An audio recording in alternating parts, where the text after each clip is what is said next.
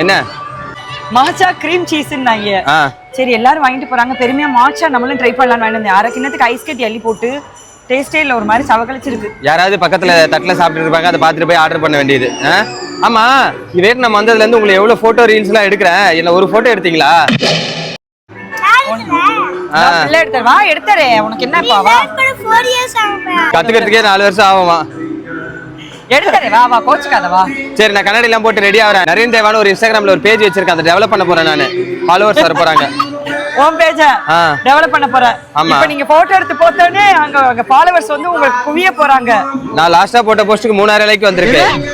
அப்படியா? எனக்கே தெரியல இந்த மேட்டர். எனக்கே தெரியாது எதுக்கு அவ்வளவு லைக் வந்தது. நான் எடுத்து கொடுங்க வாங்க. சரி வா. இந்த வீடியோல லாஸ்டா என் போஸ்ட்லாம் அட்டாச் பண்றேன் ஃப்ரெண்ட்ஸ், பாருங்க. Thank you.